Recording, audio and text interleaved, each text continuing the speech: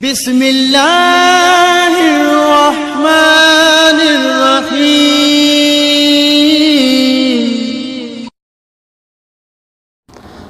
औज़ु बिल्लाहि मिनश्शैतानिर्रजीम। बिस्मिल्लाहिर्रहमानिर्रहीम।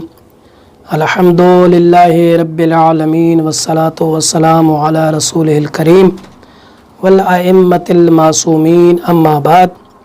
मोहतरम मोमिनीन किराम, पाड़ेसरनि जा हुकूक मौज़ू अॼु पंजे प्रोग्राम में तव्हांजी ख़िदमत में हाज़िर थिया आहियूं। अॼु जे प्रोग्राम जी इब्तिदा असां पाड़ेसरनि जे हुकूक सां कंदासीं।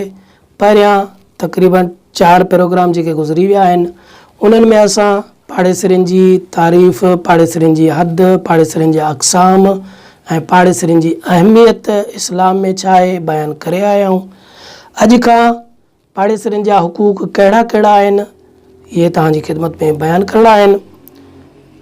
इमाम सज्जाद अलैहिस्सलातु वस्सलाम पाड़ेसरनि जा हुकूक बयानु कंदे फ़रमाइनि था, रिसालत हुकूक इमाम जी किताब, उन में मौला पाड़ेसरनि जा हुकूक बयानु फ़रमाया आहिनि। तक़रीबन 10 हक़ जेके पाड़ेसरनि जा आहिनि इमाम अलैहिस्सलातु वस्सलाम बयानु फ़रमाया आहिनि। उन्हनि मां पहिरियों हक़ मौला फ़रमाइनि था, हक़ो जारिक हिफ़्ज़ुहु गाइबन। तव्हांजे पाड़े वारे जो तव्हां ते पहिरियों हक़ इहो आहे त अगरि हू घर में मौजूदु न आहे, हुन जी गैर मौजूदगी में तव्हां हुन जी हिफ़ाज़त कयो। याने छा हिफ़ाज़त कयो? याने अगरि हू घर में मौजूदु न आहे, काॾे सफ़र ते वियल आहे, कम सां आहे, धंधे सां आहे, अगरि हुन जो घर ख़ाली आहे या फ़क़ति पाण घर में कोन्हे, मालिक घर में न आहे, त हुन जो घर तव्हांजे लाइ ईअं सम्झो अमानत आहे। तव्हां हुन जी हिफ़ाज़त कयो, यानी हुन जे घर जी हिफ़ाज़त कयो, हुन जे अहलो अयाल जी हिफ़ाज़त कयो, हुन जी इज़्ज़त व नामूस जी हिफ़ाज़त कयो।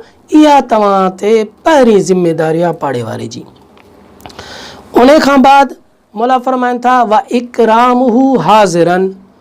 ॿियो हक़ जेको तव्हांजो पाड़े वारे जो तव्हांजे मथां आहे उहो आहे इकरामुहु हाज़िरन। यानी अगरि हू तव्हां सां गॾु आहे, तव्हां सां गॾु रहे थो, मिले थो, मेल मिलाप करे थो, त हुन जो तव्हां इकराम कयो, हुन जो तव्हां एहतराम कयो, हुन जी ॻाल्हि खे तव्हां ॿुधो, हुन खे तवजो ॾियो, हुन जी इज़त कयो। इहो ॿियो हक़ आहे। उन खां बाद मौला फ़रमाइनि था, टियों हक़ जेको तव्हांजे मथां पाड़े वारे जो आहे उहो आहे नुसरतुहु मज़लूमन।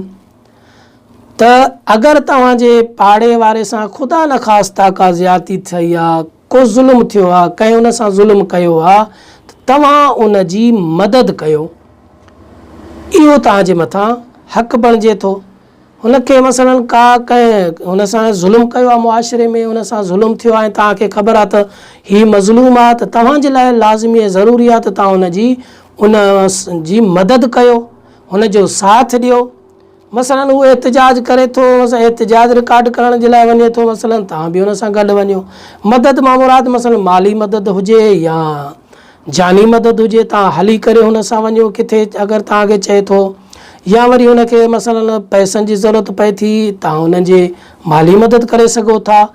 मौला फ़रमाइनि था, इहो टियों हक़ तव्हांजे मथां पाड़ेसरी जो आहे त अगरि हू मज़लूम आहे त तव्हां हुन जी मदद कयो।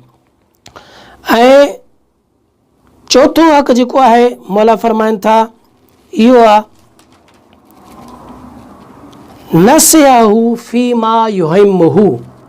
मौला फ़रमाइनि था, अहम कमनि में तव्हां हुन जी नसीहत कयो, हुनखे नसीहत कयो। जेके कम अहम आहिनि, मसलन तव्हां ॾिसो था तव्हांजो पाड़े वारो कंहिं ग़लति कम में आहे, ख़ुदा न ख़ास्ता कंहिं ग़लति रस्ते सां आहे, काई उन में खामी आहे, मसलन को नमाज़ नथो पढ़े, रोज़ो नथो रखे, त तव्हां हुनखे नसीहत कयो। हिते जेको मां हिकिड़ो नुक़्तो ज़रूरी बयानु करणु सम्झां थो उहो इहो आहे त नसीहत करण जो बि हिकिड़ो मयार आहे।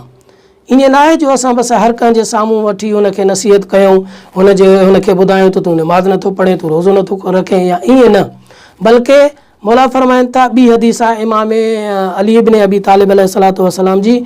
मौला फ़रमाइनि था, अगरि तव्हांखे नसीहत करणी आहे त तव्हां हुनखे अकेलाई में नसीहत कयो। त सरेआम नसीहत न कयो, सभिनी जे साम्हूं नसीहत न कयो। मौला जी हदीस आहे, मौला फरमाए था मन वअज़ अखाहु सिरन फ़क़द ज़ानहु व मन वअज़ अलानियतन फ़क़द शानहु। जंहिं अकेलाई में पंहिंजे भाउ जी इस्लाह कई, उनखे सिधो रस्तो ॾेखारियो, उनखे वाज़ो नसीहत कई, ॼण त उनखे सिधो रस्तो ॾेखारे छॾियो। ऐं जंहिं हुनखे अलल ऐलान सभिनी जे साम्हूं हुनखे वाज़ो नसीहत कई, हुनजा ऐब ॿुधाया, ॼण त हुनखे रंधो बिगाड़े छॾियो। इंशाअल्लाह वधीक हुक़ूक़ तव्हांजी ख़िदमत में अॻे प्रोग्राम में